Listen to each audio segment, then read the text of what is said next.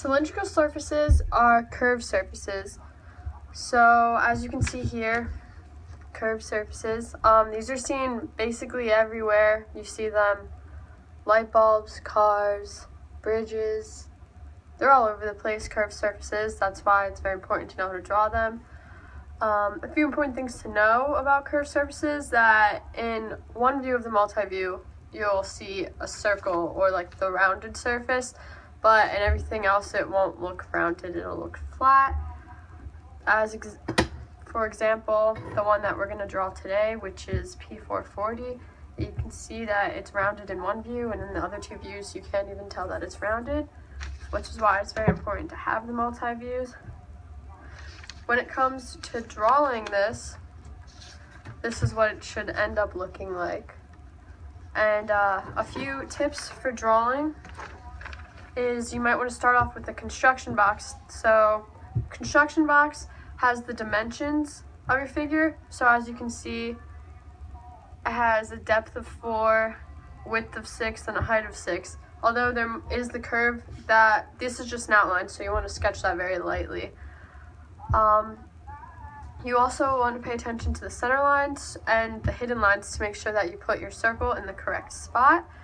And you also want to start by drawing the easiest surfaces first. So I'm probably going to draw the right side, the little L shape that's going on over here.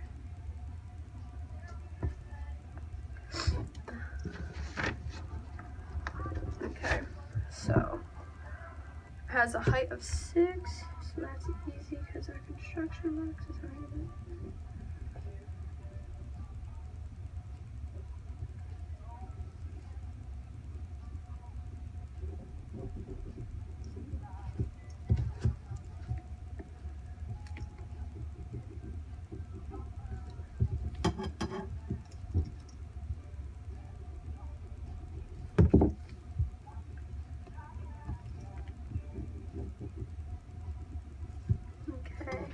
And then I'm gonna draw the little front, this little front piece right here, just to darken it in.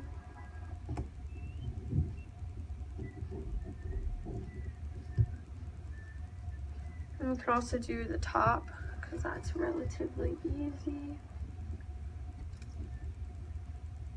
You basically want to start by doing all of the normal surfaces first, because those are definitely the easiest ones to draw.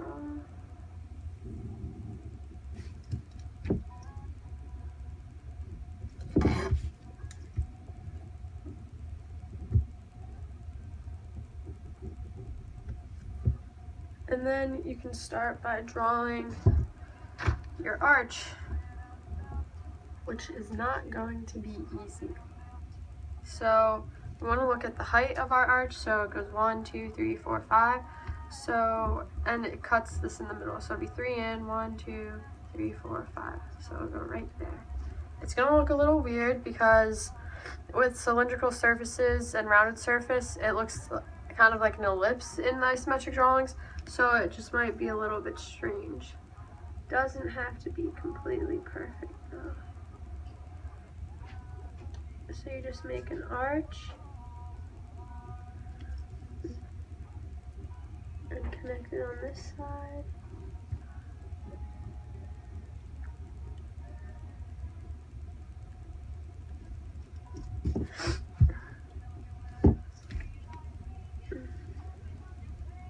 And then you can do the back piece,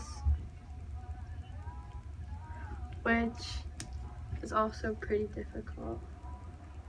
So you want to try to keep it even throughout, an even width.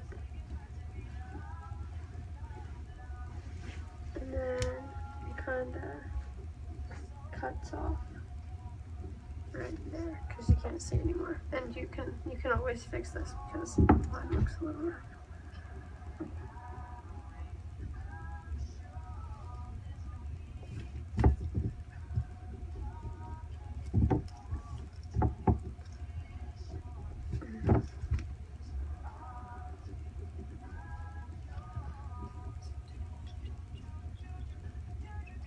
Okay, and now we can fill in this back line over here.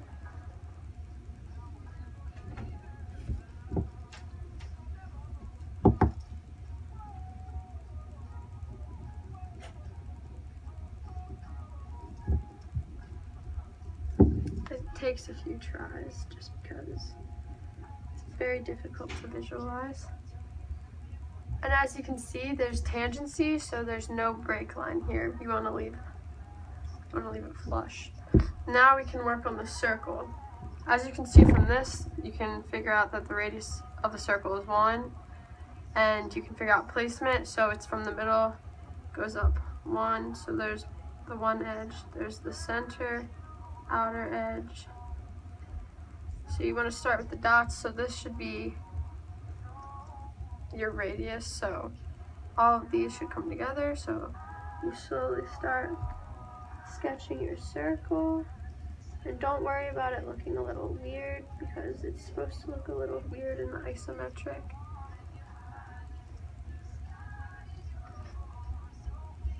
And there's your circle.